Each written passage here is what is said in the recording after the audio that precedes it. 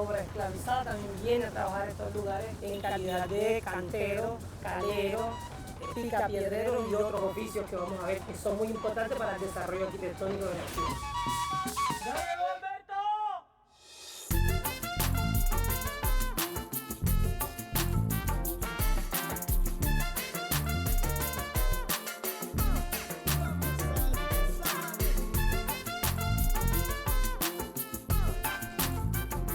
Soy Alberto Escobar y esto es Biografías Urbanas.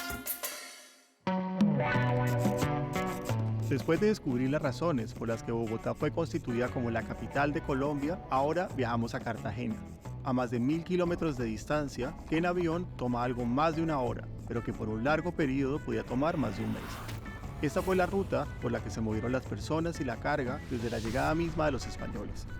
Finalmente, y luego de ver el sorprendente lugar sobre el que se construyó esta ciudad, tocamos tierra en Cartagena, conocida como la ciudad amurallada, por esa imponente barrera defensiva construida a lo largo de 3 siglos y que con el castillo de San Felipe protegió a la ciudad de los ataques de piratas y corsarios, que quisieron apoderarse de uno de los centros económicos más importantes del periodo colonial. Pero, ¿sabemos quiénes construyeron esa muralla?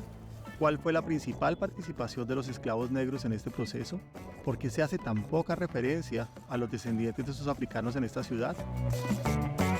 El primer destino nos conduce a su centro histórico, y es allí donde este recorrido se inicia.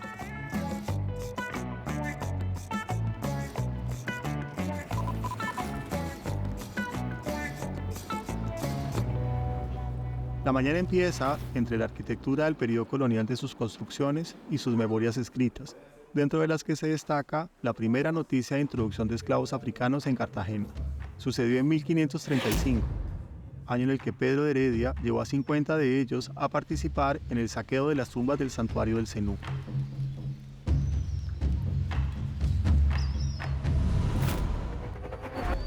Don Rodrigo Alfaro Pacheco es un historiador que ha rastreado la huella de la presencia africana en Cartagena. Rodrigo, te hemos invitado a este programa para hacer un recorrido, sobre todo para visibilizar una presencia poblacional que percibimos y ha estado bastante ignorada a lo largo de toda la historia.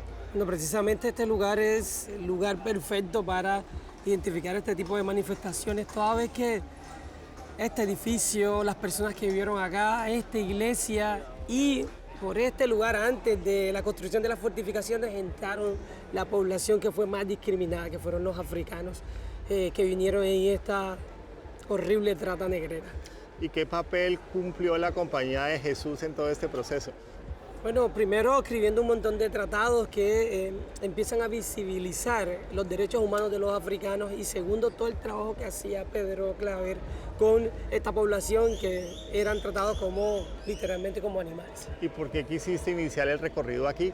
Hombre, porque esta plaza está llena, estos espacios están llenos de historias para mostrarle a mucha gente.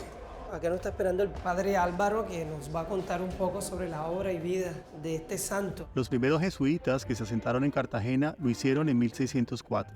Evangelizaron y atendieron a los africanos recién llegados que eran tratados como animales, según sus propios relatos. Yo creo que el espíritu que nos legó Ignacio de Loyola en todo amar y servir, pues nos fue llevando a acoger poblaciones que encontrábamos eran poblaciones más marginalizadas. Desde luego. Alonso de Sandoval fue uno de ellos y Pedro Claver su discípulo, de quien se dice logró instruir y bautizar a 300.000 africanos durante sus 40 años de ministerio. Y aunque esta cifra no está respaldada por datos históricos, fue suficiente para ser canonizado por la Iglesia Católica. Este claustro no solo lleva su nombre, sino que representa su servicio a los africanos traídos a la ciudad. Rodrigo, ¿qué nos puedes complementar sobre la historia de Sandoval y de Pedro Claver? Ellos empiezan a observar a estas personas como seres humanos que había que darle el mismo trato que a un europeo, que a un indígena. Entonces también hay una posición de pensamiento nueva en la ciudad que no se tenía. Muchas de estas personas que llegaron del África hablaban muchos idiomas diferentes y que era justamente cuando llegaban a Cartagena que Pedro Claver, en compañía de esos traductores, podía finalmente explicarles qué era lo que les estaba pasando y contarles qué era lo que les esperaba también.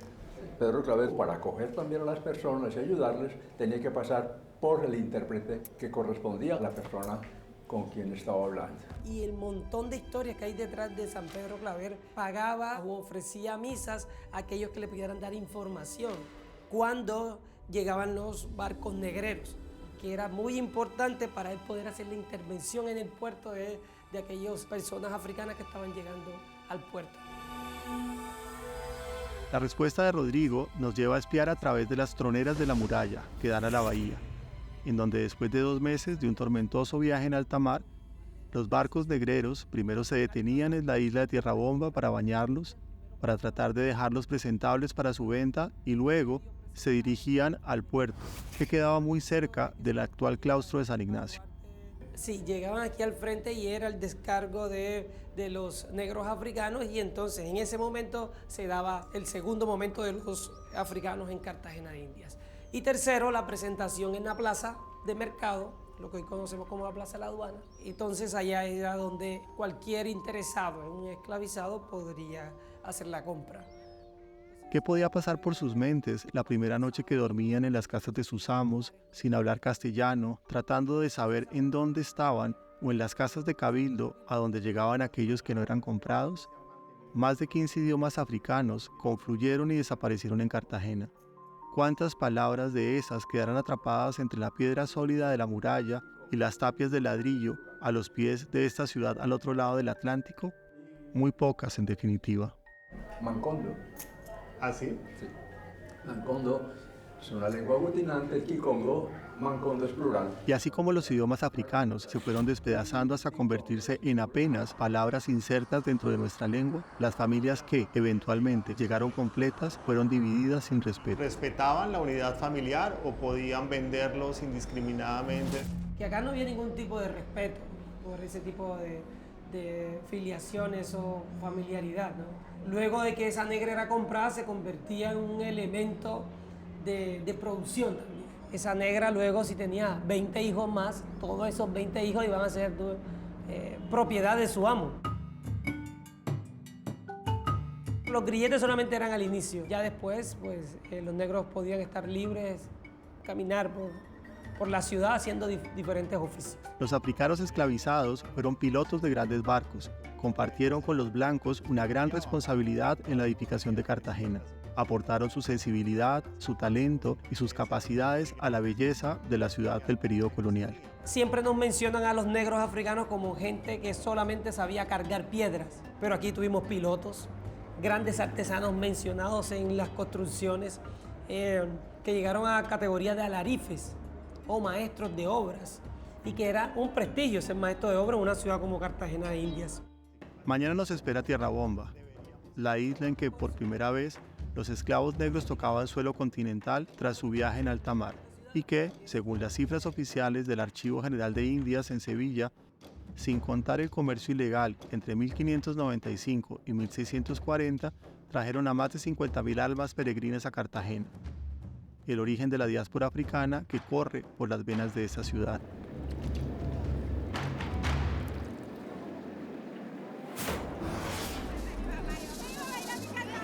En la mañana, contrasta en el horizonte el denso paisaje urbano de Boca Grande con las casas desperdigadas en medio de la naturaleza de Tierrabomba. Yo quisiera además que aprovecháramos para que me contaras o nos contaras por qué se fundó realmente esta ciudad aquí, es decir, desde un punto de vista defensivo, cuáles eran las bondades que tenía fundar una ciudad en un sitio que claramente, como vamos a ver en Boca Chica, no tiene agua. Bueno, las bondades las estamos viendo aquí al frente, la categoría de su bahía, las pocas profundidades y el difícil acceso hacen que los españoles se decidan para ubicar o fundar la ciudad en lo que conocíamos como la isla de Calamarí, por su gran protección desde el mar. Y ahora zarpamos en bote hacia Tierrabomba.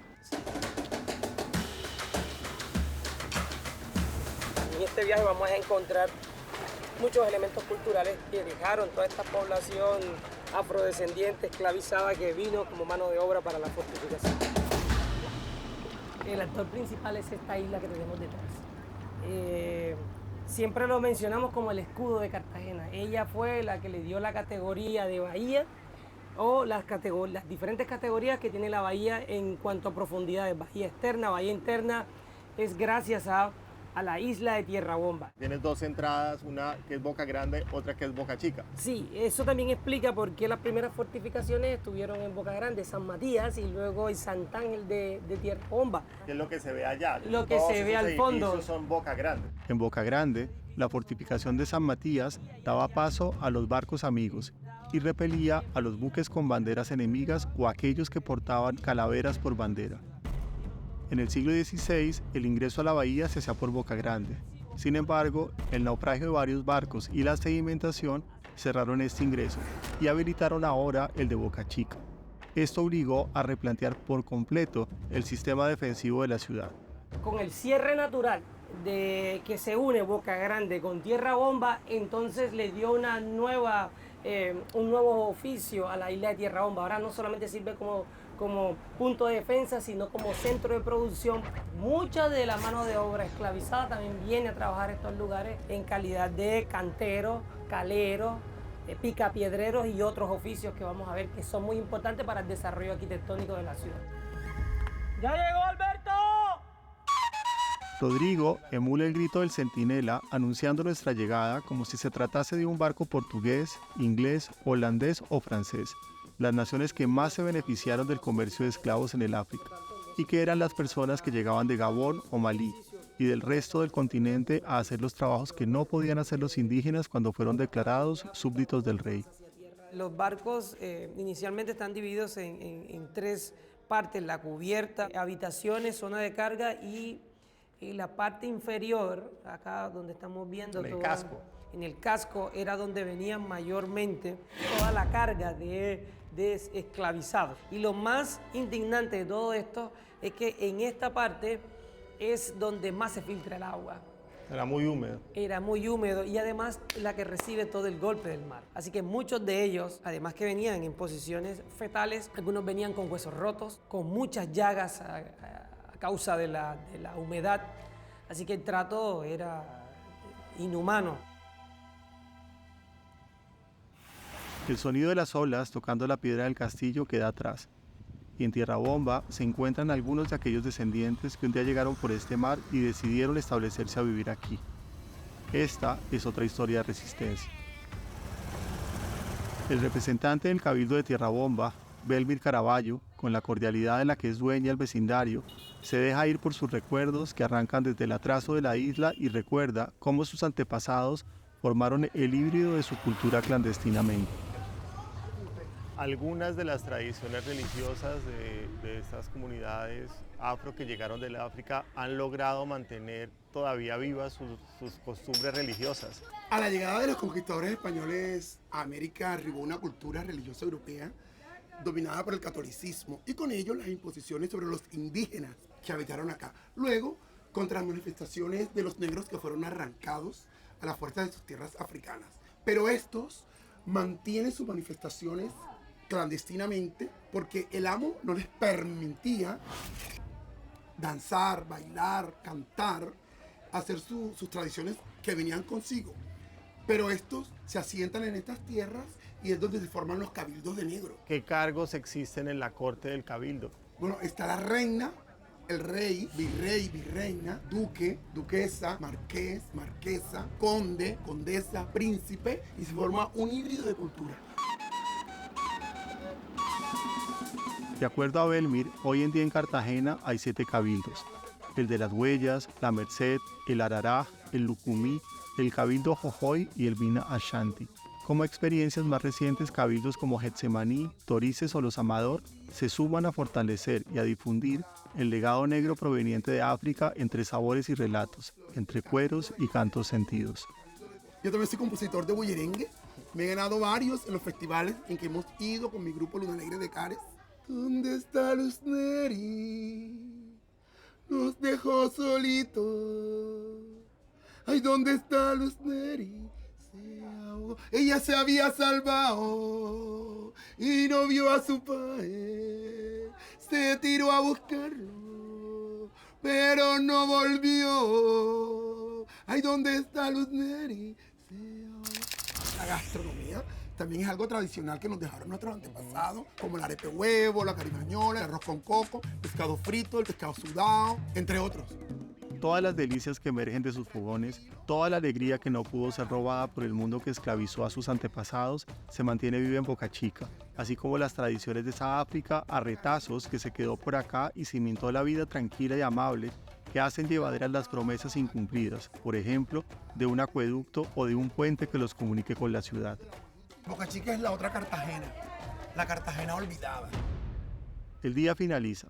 Este viaje nos ha remitido a la alta participación y presencia de los esclavizados, de sus descendientes en la construcción de Cartagena y su identidad aún en mora de ser reivindicada como debe ser, en una ciudad dividida por los contrastes y las disímiles formas en que se ha desarrollado. Mañana será el momento para conocer los vecindarios negros que se insertaron alrededor de la ciudad histórica, pero que estaban separados por la muralla que ellos mismos ayudaron a construir. Sobre la muralla se divisan las casas de corte español y se asoma la puerta al baluarte de Santo Domingo, a través de la que diferentes lenguas se esparcieron por el aire cartagenero. De acuerdo a las crónicas, Pedro Claver tuvo diferentes intérpretes para comunicarse con el pueblo que con amor protegió. Muchos de esos moradores se fugaron buscando la libertad como Bencos Biojó, quien con 30 esclavos huyó y fundó San Basilio de Palenque en 1603, declarado como el primer pueblo libre de América y del cual proviene Victoria. Victoria es una de esas representantes que hoy todavía sigue hablando esta lengua de resistencia llamada la lengua palenquera. Así es. Minicu Suto, venga con nosotros. Botaminá, usted la que le compra Suto. Tratenos Suto bien, que Suto es gente lo mismo que ustedes. Hay que entender que no solamente francés, sino hay lingala, hay angolés, hay todas las lenguas de la África subsahariana o lo que llaman las lenguas bantúes. Voy a quererme mucho, usted me quiere mucho. Voy a escuchar, ya usted escuchó, ya usted oyó. Muchas gracias, Victoria. Okay. A la población negra colombiana se le prometió que, si se lograba la independencia, se les daría la libertad que, sabemos, no sucedió sino hasta bien entrado el siglo XIX, durante el gobierno de José Hilario López. Hasta entonces, vivieron en las casas de sus opresores. Los lugares donde se poblaron o se urbanizó luego de la independencia, recordemos que fue en el año 1852, van a pasar unos cuantos añitos, Cartagena va a empezar un nuevo proceso de desarrollo urbano y estos negros que mencionan no tienen cabida dentro del centro histórico. Entonces utilizan la periferia de Cartagena, que eran apenas las afueras de las murallas. La muralla estaba abandonada, la ciudad no le daba su valor. Y estas personas que fueron marginadas, no tenían espacios donde vivir, pues las usan de manera espontánea. Los barrios se ubican debido a las entradas de Cartagena de Indias.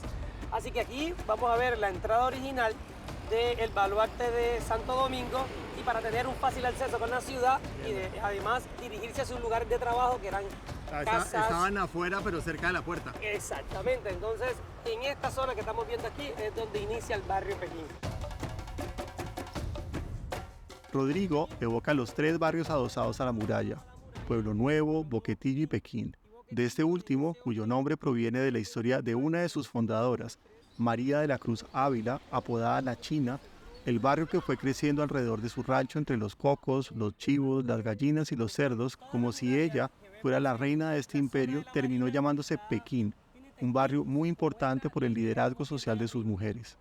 Tratan por la fuerza de enseñarles una religión, tratan por la fuerza de que se comporten de una manera. Yo de hecho he leído, por ejemplo, episodios donde les decomisaban los tambores para que no celebraran en la calle y luego tuvieran que recuperarlos pagando un dinero.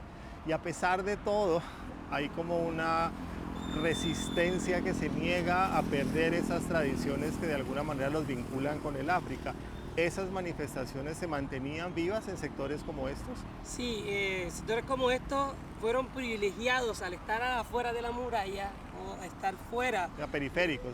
Exacto, en la periferia, fuera del clasismo de la ciudad vieja, pudieron en estos espacios resguardar tradiciones, costumbres, rituales, fandangos, rondas infantiles, deporte, todo esto que luego, años posteriores, se van a convertir en manifestaciones que hoy son patrimonio como la champeta.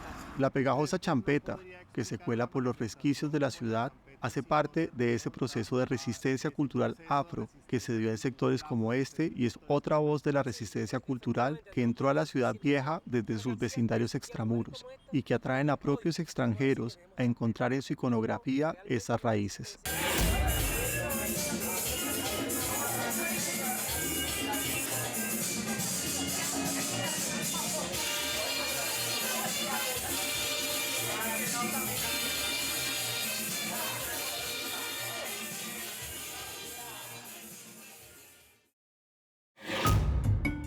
Algunas de las notas de prensa de comienzos del siglo XX narran que en 1902 los vecinos del barrio El Porvenir, situado al otro lado de la muralla, se quejaban por la quema de basura acá en el Boquetillo.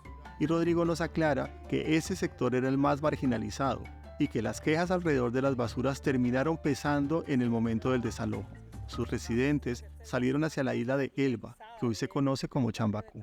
La historia de Chambacú viene de los procesos de limpieza de la ciudad para conectar el nuevo aeropuerto de Cartagena de India, y con la excusa de construir una avenida pues desplazan a toda esta gente y este lugar se convierte en el lugar más poblado de Cartagena con más de 2.000 familias. Había una situación de hacinamiento también muy complicada, pero nunca se planteó la posibilidad de hacer un mejoramiento de vivienda para las personas que ya estaban establecidas ahí. Es decir, la única opción que existió fue la de trasladarlos a otra parte. Sí, la única opción fue esa. Muchos eran trabajadores del mercado público. Parte de la población afro que salió de Pueblo Nuevo, de Pekín, de Boquetillo, de Chambacú, encontró refugio en Getsemaní, un tradicional sector cartagenero. Marginado por el montón de fenómenos negativos que existían en el mercado público, que estaba al ladito, que fue construido en 1902, 1903, empieza su acción como mercado o plaza municipal para mercar. ¿Cuáles son las razones que llevan a la ciudad de Cartagena a demoler el mercado, reemplazarlo por un centro de convenciones? Después de los años 60, los 65, 68, se hace una reestructuración y se toma Cartagena como el referente turístico de Colombia. Sacar al mercado luego valorizó mucho la vivienda de Getsemaní y esto puso en riesgo a todos estos vecinos.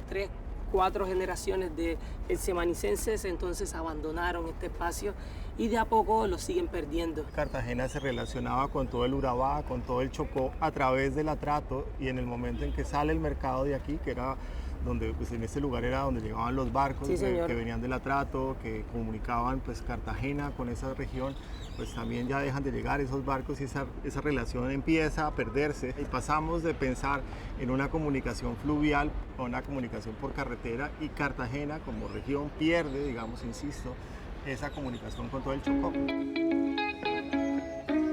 En tránsito por el vecindario de Getsemaní, por callejones apretados en las que sus casas parecieran haber sido hechas para mirarse de cerca y a los ojos, declarado por la revista Forbes en 2018 como uno de los 12 barrios más cool del mundo, se ha convertido en sitio de bohemia y fiesta, que también ha generado presión a las pocas familias raizales que aún ocupan el sector.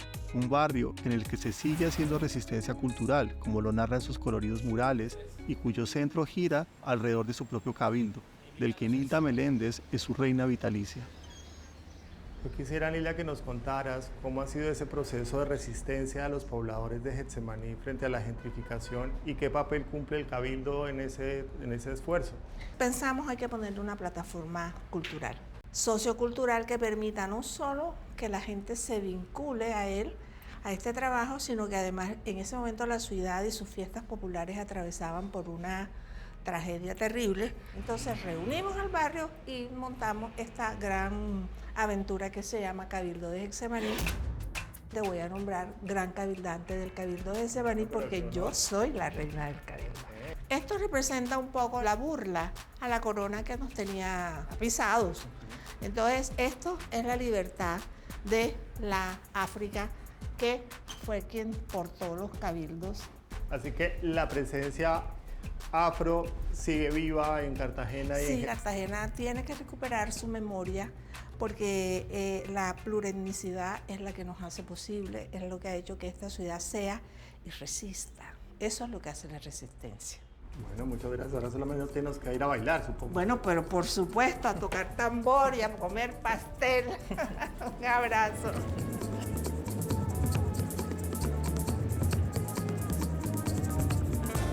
La población de origen africano en Cartagena ha sido ocultada en buena medida por la gigantesca sombra de dolor y vergüenza que aún se proyecta sobre nuestros días producto de la esclavitud.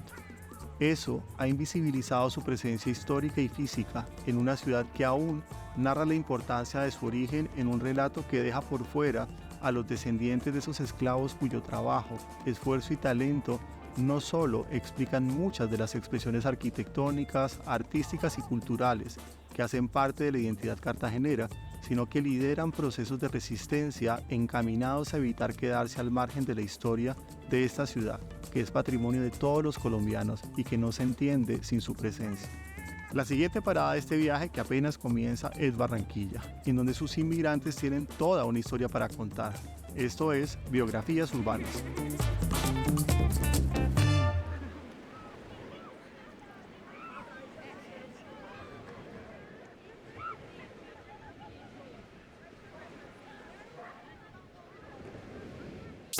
Este contenido es financiado con recursos del Fondo Único de TIC.